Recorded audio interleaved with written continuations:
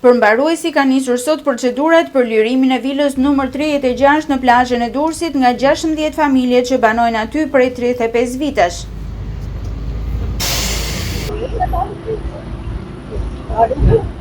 Veprimet përmbarimore janë shoqëruar me deklarata ekstreme nga familjarët, të cilët rrezikojnë të përfundojnë në rrugë. Unë tashia direkt e kam tallatin andimatan edhe do hidhem. Se du me jetën una që po na i bëjnë këto që qeveri, që bashkia jonë këtuja, që duhet të përgjigjet një për neve këtu. 32 familje që po nxirren nga përmbarimi prej dy vilave numër 36 dhe numër 38, gëzojnë statusin të pastre dhe janë sistemuar aty që nga viti 1991. Dhe pse janë ende në proces gjyqësor në gjykatën e apelit, përmbaruesi vijoi sot me procedurat e lirimit të banesave. Sigurim padia e kërkuar në gjykatë nga banorët nuk është marrë ende në shqyrtim, pasi çështja i takonte gjyqtarit të ndjer Astrid Kalaja, i cili u vra në sallën e gjyqit. Banorët e konsiderojnë të padrejt faktin se po nxirren nga shtëpit pas 35 vitesh. Unë për vete nuk dalje, rrobat le të mi hedhin, le t'i bëjnë çfarë të dojnë. Unë nuk dal nga këtu pa më dhënë në event që strehohem ose të më kombesoj o vlla. Kemi 40 vjetë me këto godinët shtetërore. Jemi me statusin pastre dhe është mori vendim të shi që me dal nga shtëpijet.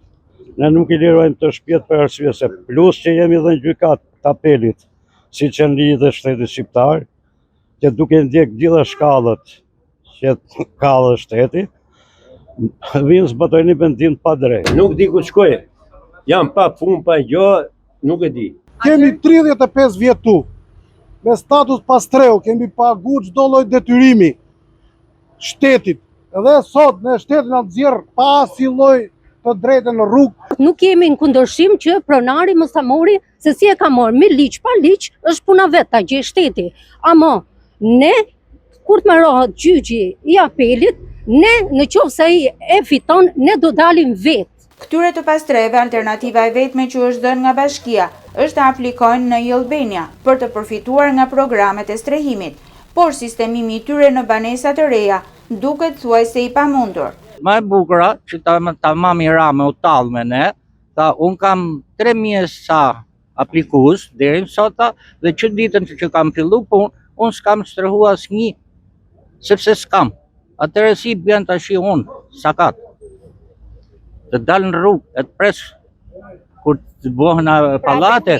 Ditën e njëjtë pritet që përmbaruesi të kryejë të njëjtat procedura në godinën e dytë, vilën numër 38, ku banojnë 16 familje të tjera.